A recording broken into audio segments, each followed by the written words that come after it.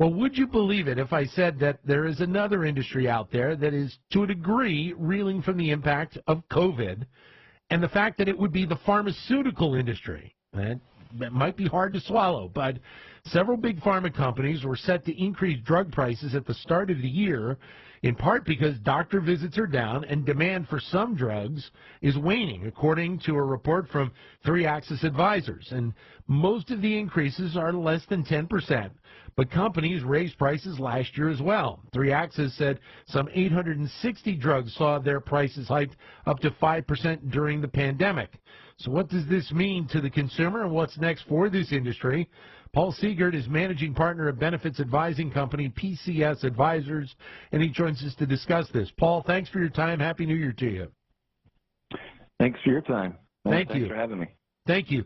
What's the general reaction that you're hearing about this rise in drug prices? Because I think for a lot of people, with the timing and everything, they might be like, well, why are they doing this now? Yeah, it's getting a little more attention than it would typically, but it's a normal routine in the industry, and it's an industry. I mean, there's tons of things that we could discuss and then kind of unwrap here, but the industry is under pressure politically and in the press currently. So if you look at the average overall price increase here, January 2020, it's 3.3% across the board. That doesn't mean that equals a 3.3% increase to the consumer. It could be that the consumer's increase is more or less depending on the drugs that you take. And if we drill down, and in fact, in this case, the overall increase is less, but they're increasing the price on about 50% more drugs than they did in the last round. And they do this about every 6 months. And what we see is that the specialty and brand drugs trend up pretty aggressively while generics trend down, because there's actual competition and some free market force in the generic side of the business and not so much on the specialty and brand side.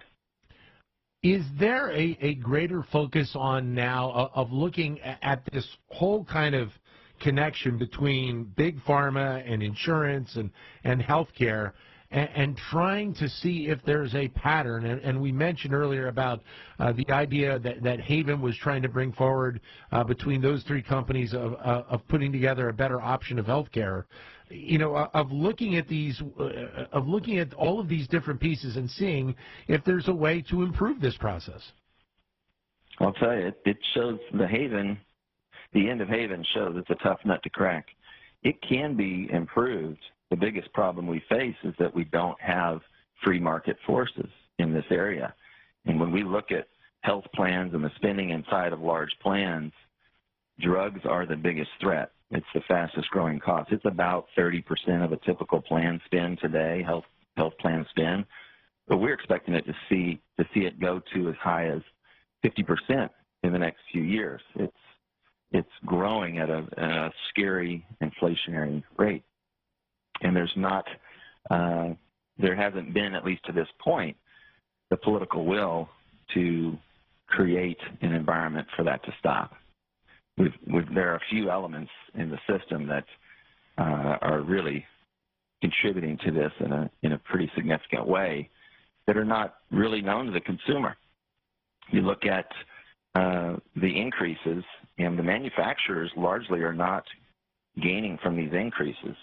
The pharmacy benefit managers, who are the player that controls the drugs that go on the formulary for most of the health plans out there, they're the big winners when these increases occur. Often the net price is going down while the list price is going up, and they're raising that price to accommodate increases in rebates to these PBMs, which are essentially dollars that they have to pay in the system as it exists currently to get placement on the formulary so that their drug can, kind of like getting shelf placement at the grocery store. Yeah. They're paying the PBM for this placement, and they're paying a lot for it.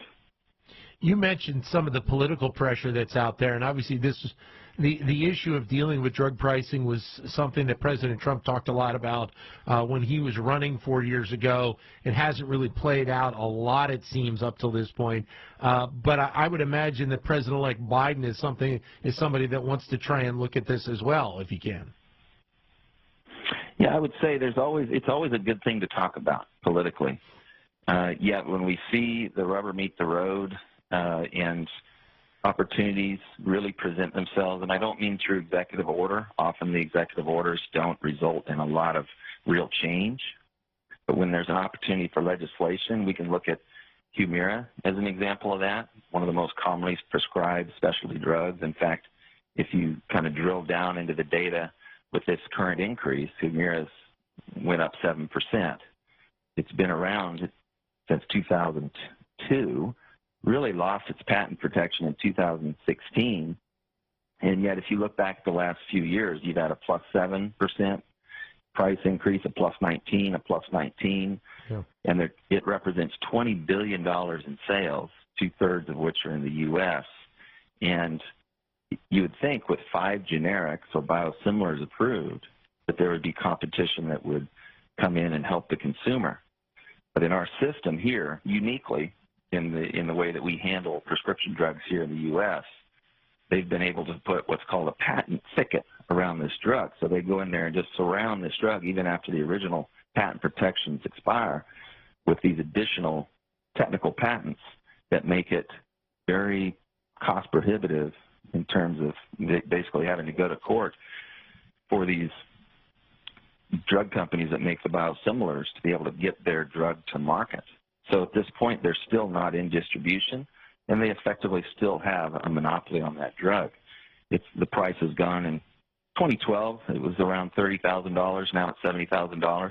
But getting to the point in terms of political will, there was an opportunity a couple of years ago for that to be corrected, this patent thicket situation. And it failed to get through the Senate.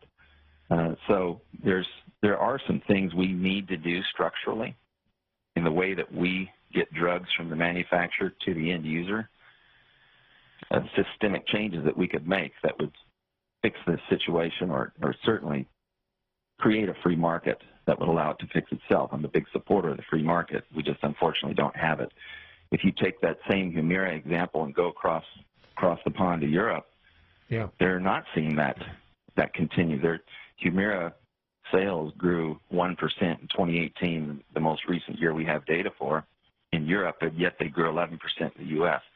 They don't allow that same kind of behavior in that market. I wanted to bring that up anyway because it sounded like you were suggesting a moment ago before you mentioned about Humira, the fact that, you know, the system that we have in place here in the United States is going to be different than what you may see in other parts of the world, and whether or not there are things that we can learn from those areas that maybe we could put into place here in the United States that would be able to alleviate some of these problems. There certainly are. When you look at the most favored nations executive order that you referenced earlier that Trump had put into play, it's because of the existence of rebates here in our system where these pharmacy benefit managers go to the manufacturer and do an indirect price negotiation saying, hey, this is the rebate we want on this drug or it doesn't get on the formulary. And when you look at, say, a case like insulin, 60% of the price of insulin is that rebate. More than that pharmacy benefit manager, with the control that they have, at the end is making perhaps more money on that drug than the manufacturer that made it. Right. And that issue right there, you've got a box of insulin costing $550, $330 is the rebate. So there's $220 left for all the rest of the players in the supply chain. And then so try and take that executive order of most favored nations and say, okay, we're gonna buy that drug at a price that the manufacturers sell it to these other countries at. That structurally becomes pretty difficult to do or maybe impossible because of the existence of these rebates. So that would be one structural change that we could make in our system that would drastically change the marketplace. Literally overnight. Now, therefore, it's a big task and a big undertaking from a political standpoint. But Indian rebates would take 30% to 60% out of the price of most of the drugs that Americans are consuming that are high-dollar drugs. What about the amount of money that is spent by these pharma companies on research and development? And we hear instances of, the mountains of money that is spent in many cases for drugs that never come to market. Yeah, that's a real positive part of our system here is that we essentially fund the R&D for the world. 70% of the advancements in modern medicine come from the United States.